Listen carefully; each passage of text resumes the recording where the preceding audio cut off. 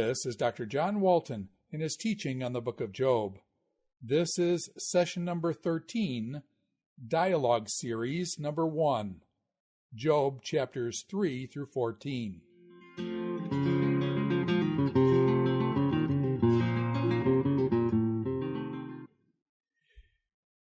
The dialogues begin in earnest in chapter 4.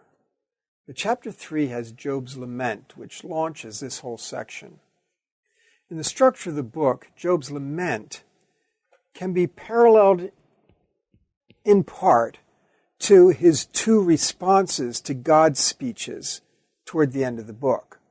Again, those are separated and they're not near as long, but they sort of play a similar balancing role in the book.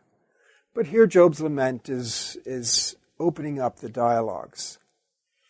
Job begins the first part of the lament by cursing the day of his birth. Now again, we get the word curse here, but this is a different word. This is not the word barak, bless, that's working euphemistically. The Hebrew word used is kalal, which involves incantation with a word of power. So he's using an incantation against the day of his birth. In 3:8, he says to curse the day. That's a different word. So 3 different words for curse. Barak, in euphemism. Kalal, an incantation with words of power. But then curse the day is arar, and that refers to removing something from God's protection. The disruption of order. Okay, that's arar. So these words, even though they're all translated curse, have different nuances and they work differently. He also talks about rousing Leviathan. That would be something done by divinatory experts who would dabble in such things. Leviathan, again, representing the world of non-order, the world of chaos. And since Job is experiencing chaos, he invokes this idea of rousing Leviathan against the day of his birth. In the second part of his lament, he expresses his wish that he had never been born. He wishes that he had gone straight from womb to netherworld, or like a stillborn would have been, or a miscarriage would have been. And so he wishes that for himself, rather than to have experienced what he has in the unfolding of the text. And finally, in the last part of his lament, he turns to the misery of his present life, what he's now experiencing and how difficult it is for him. The lament is, it's soul-rending, both for Job as he gives it and for us as we hear it. And readers can sometimes find real connection to how Job feels about how horrible his life has become. From a rhetorical standpoint, it builds the transition between the prologue and the speeches through a shift in genre, from narrative in the prologue to direct discourse in the speeches. It also turns to a theological emphasis as it considers what God's doing and what the world is like. In the lament, we see the development from a confident Job in his replies in the prologue section, now to a distraught, questioning Job. So Job is moving into his grief and expressing things differently. His confident trust is eroding. He has no hope that death will lead to an eternity where all can be rectified. In Israel, in the biblical period, they had developed no hope for eternity, no reward and punishment. And Job, being a non-Israelite, is even less inclined. So he has no hope that somehow there will be a solution to all of this after death. Death is what he wishes for, not for a solution, but for an escape. Neither life nor death at this point offer him any hope, though for him death would be preferable to life. We see that he has begun what is the natural inclination of all of us, to ask why. verses 11, 12, 16, 20, 23. Why? It's the word that's on the lips of every suffering person. Why? And that's why the book of Job offers us something of value. Not because it answers the question, but because it helps us to realize it's the wrong question.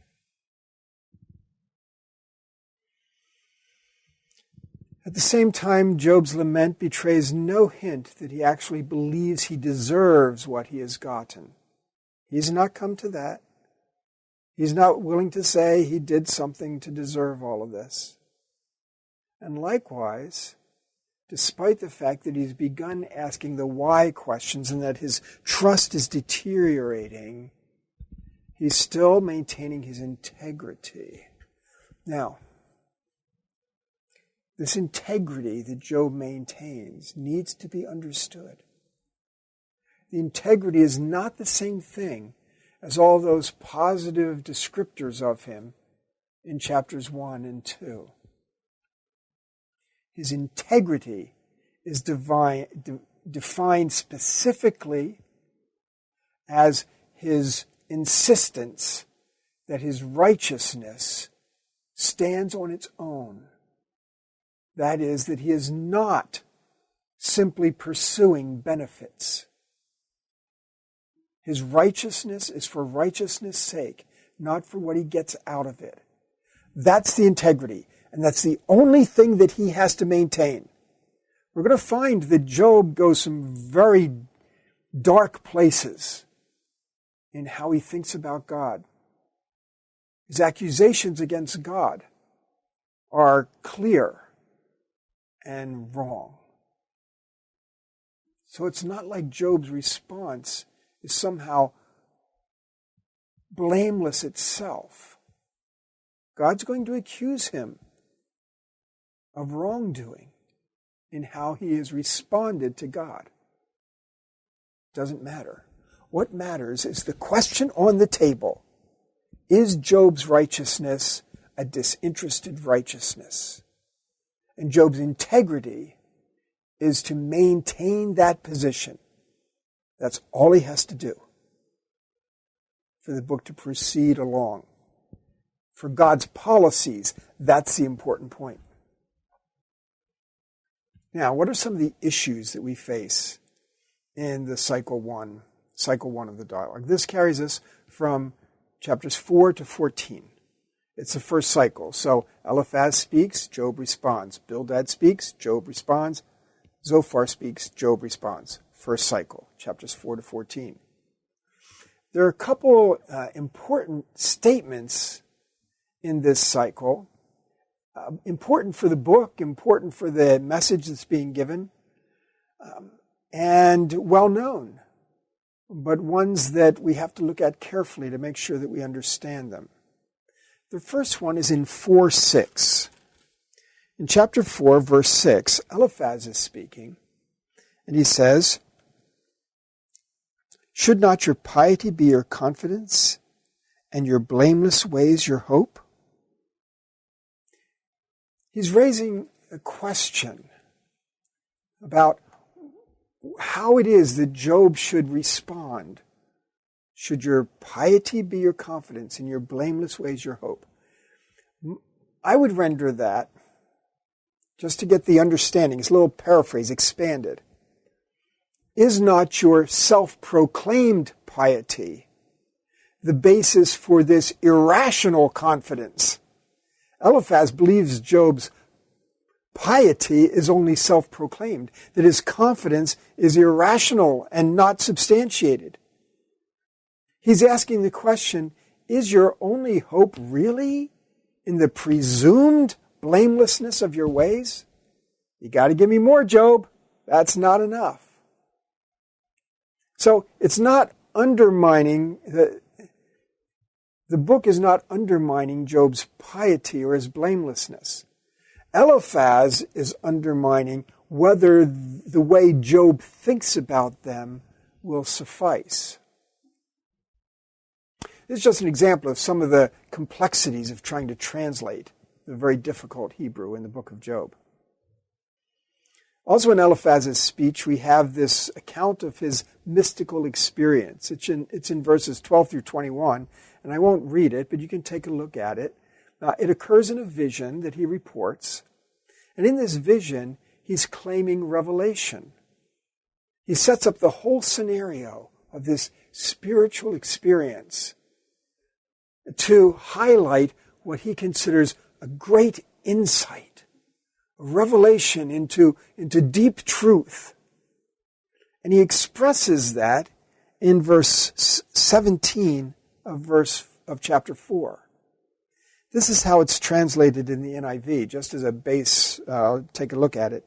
It says, "Can a mortal be more righteous than God? Can even a strong man be more pure than his Maker?" Now think about that for a moment. Can a mortal be more righteous than God? What kind of great insight is that? Doesn't everybody know that? I mean, why the long setup of this mystical experience just to say something that everybody in the world knows? That a mortal can't be more righteous than God. It sounds like a silly thing to say. Now, maybe he's trying to convey the idea that Job seems to think that he's more righteous than God. Well, that'd be a possibility. But we ought to look at it just a little bit and make sure we're on the right track.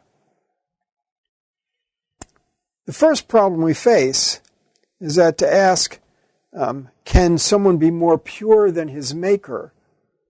In the second part of the verse, it's not really possible to compare a human's purity to God's, because this term translated purity, tahar in Hebrew, is never used to describe God. God cannot be described as pure or as impure. It's a category that's not applicable to God. And so it really can't be saying whether you can be more pure than God if God can't be characterized as pure. It refers to a clean condition achieved from an unclean state. Since God can never be in an unclean state, God can therefore not be tahar, a condition achieved from an unclean state. God cannot be unclean, so he cannot be designated as clean. Rhetorically, if we follow the traditional rendering of the verse, Eliphaz appears to have overplayed his case. There'd be no need of a mystical revelation to make the point that no one is more righteous than God, and you can't say that someone is pure or less pure than God. Here's my alternate reading. Can a mortal be righteous in God's perspective? Can you achieve righteousness in God's perspective? Can a man be clean in the perspective of his Maker? Eliphaz here is questioning the absolutes. Can any of us really get to the point where we are clean or righteous in God's perspective? Now, in pursuing that, Eliphaz is echoing something we know well from the ancient Near East. Everyone's prone to sin, never mind. And really we can even find that, of course, in Christian teaching. But here it's not the idea that you can't be more righteous than God. Now, for me to demonstrate that reading that I offer takes detailed Hebrew work, and I've got it in my commentary that I have published. If people can get a hold of that, they can see the full detail of the treatment. Another statement that we find that brings some question. Let's think a minute about chapter 7. We're into Job's speech now, Job's response to Eliphaz. And in chapter 7, verses 7 to 21 are among the most poignant that Job has to offer. He reminds us some of Ecclesiastes as he talks about the transience of life. So we read, "Remember, O God, that my life is but a breath. My eyes will never see happiness again." And he goes on to talk about that. And he says, I won't remain silent, therefore, in verse 11. I'll speak out in the anguish of my spirit. I will complain in the bitterness of my soul. Am I the sea monster? Am I the enemy? That's what he's asking. That you have to put me under guard? When I think my bed will comfort me and my couch will ease my complaint, even then, you frighten me with dreams so that I prefer strangling and death. I despise my life. Let me alone. My days have no meaning. And then readers familiar with the Bible will get then to verse 17 and see a very interesting, familiar line. What is mankind that you make so much of them? The attentive reader to Scripture will immediately recognize the line of Psalm 8, where it's such a positive thing. Look at what you've done. You've made us just a little lower than the angels.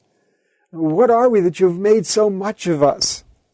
But Job turns that on its head. And he says, why do you pay so much attention to us? In all respect, bug off. Leave me alone.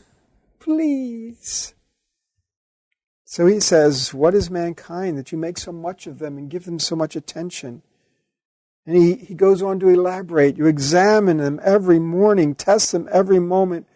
Will you please look away from me? Again, very different from the psalmist who invites God's gaze, invites God to see and examine. For Job, it's, please, look away. I need a break. If I've sinned, and of course Job doesn't suggest that he has, but even if that were the case, what's it to you? Why have you made me your target? Why have I become a burden? Get over it. And so we can see that this is true in Job's speeches. He increasingly turns his attention to God rather than really addressing the friends. Here he has accused God of being over-attentive and unrealistic in his expectations. Does that ring a bell? Remember chapter 1, verses 4 and 5. What are God's expectations? Is God over-attentive? That's why Job does all of this ritual for his sons and daughters. And so here it's coming out. Unlike a chaos creature, Job claims he's no threat to order. He doesn't warrant constant attention. He calls God a watcher of men. He uses a term which often bears a positive connotation, indicating care and protection. But again, he turns it upside down.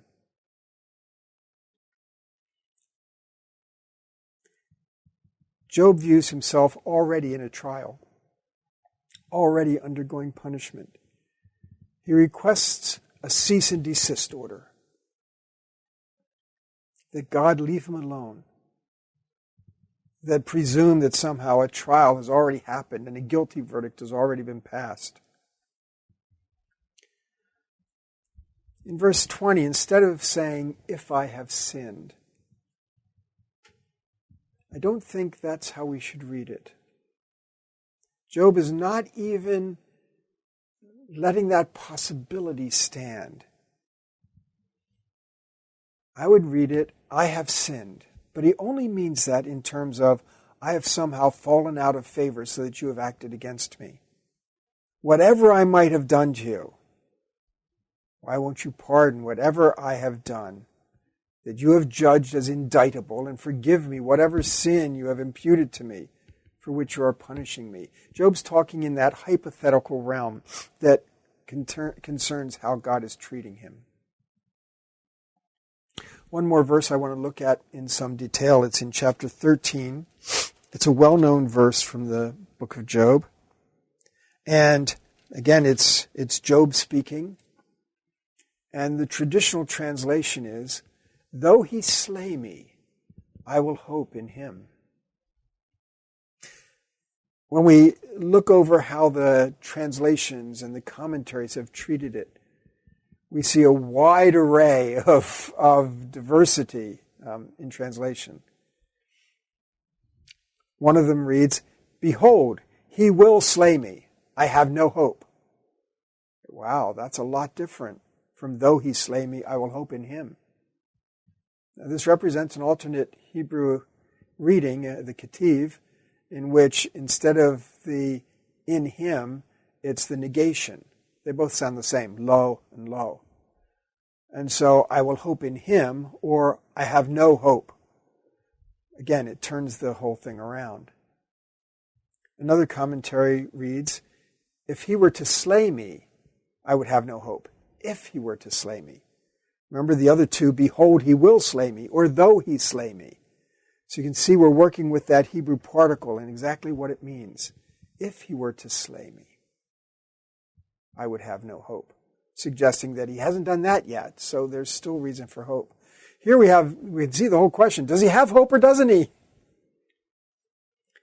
There are three other commentators who agree on the reading, yes, not if or behold or though, yes, though he slay me, I will not wait in silence. This is a different understanding of the word that's translated hope. They sound very close, hope and wait in Hebrew, and so they're reading it differently. I will not wait, meaning I will not wait in silence. I would take a slightly different tact. I would agree with the back part of that one. But I would translate it, even though he may slay me, I will not wait in silence. I see it as Job expressing his intention to argue against God. Eliphaz had told him, you don't want to go there. You go in and start arguing with God, nothing good can come of it. You don't want to do that.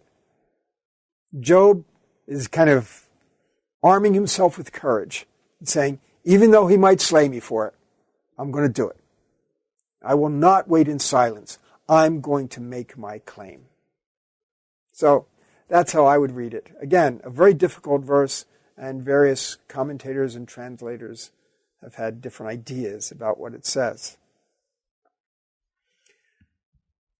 Let's summarize the arguments in Cycle 1. When we get to the rhetorical strategy of the book, what we want to ask is, what does each speech contribute to the conversation? Again, we're assuming that these aren't here just for kind of flowery, poetic expressions. They are trying to accomplish something as the book's case moves forward. So let's summarize each one, and you'll be able to see how they work. So, Eliphaz's speech in Cycle 1. I would summarize it this way. You have counseled many who are in similar circumstances as you are now, and you should take your own advice. Trust in your piety. The retribution principle will hold. It's the wicked who perish. Yet from God's perspective, no mortal is righteous. Appeal to God. Accept his discipline. That's Eliphaz's first speech. Job's response, summarized like this. The extent of my misery justifies my outcry. I wish he would put me to death. Then I would die with the consolation that at least I had assessed the situation realistically. I feel so helpless. I'm not sure I can continue, and my friends are of no help. I would be delighted if God would show me something that I had done wrong. My miserable days will soon come to an end, so I may as well speak my mind.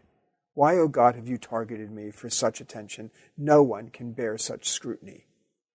Can't you show some tolerance before it's too late? That's Job's first speech summed up. In general, then, Eliphaz's advice was, appeal to God and admit your offense. Job's reply, stop treating me as guilty. Rather than appeal to God with false humility and trumped-up offenses, I will confront him with demands for vindication. And thus Job sets off on his path. In Cycle 1, the second speech by Bildad can be summarized this way. How dare you suggest that God perverts justice? Remember, Bildad is the wisdom of the ages spokesperson. How dare you suggest that God perverts justice? Your children undoubtedly sinned. I mean, that's a given. If they're all died that way. Undoubtedly they sinned. Face the facts, come clean, then it will go smoothly for you. Traditional wisdom gives you all the information you need. Retribution principle. The wicked perish. But God does not reject a righteous man. Come back, Job. Get your stuff back. Job's response to Bildad can be summarized like this. How could anyone ever establish his righteousness before God? You can't argue with him and expect to win.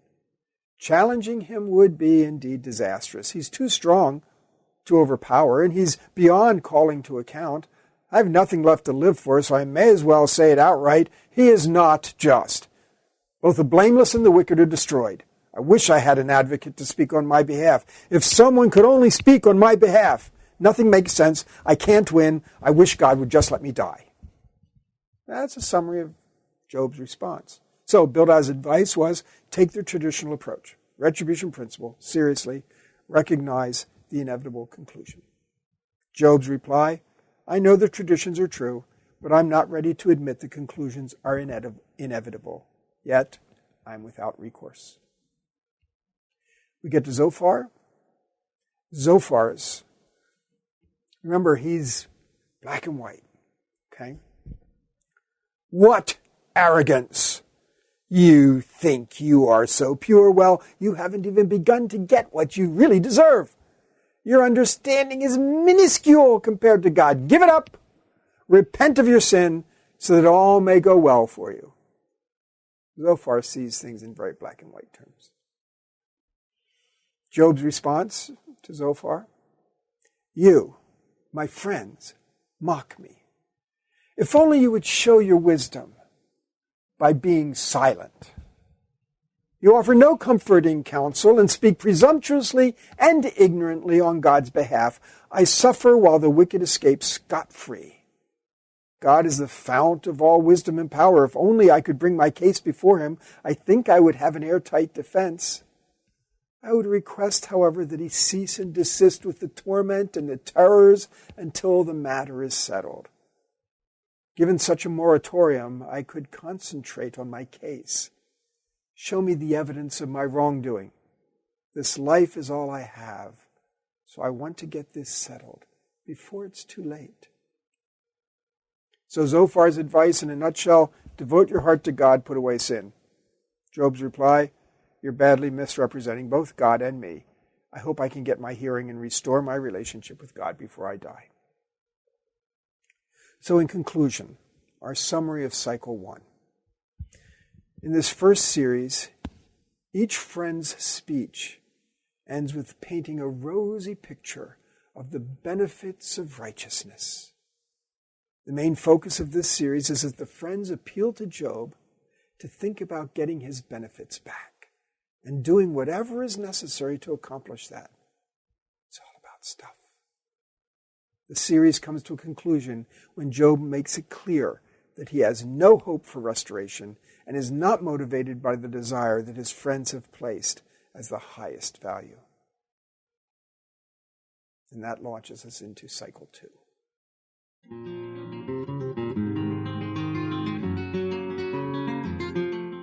This is Dr. John Walton in his teaching on the book of Job.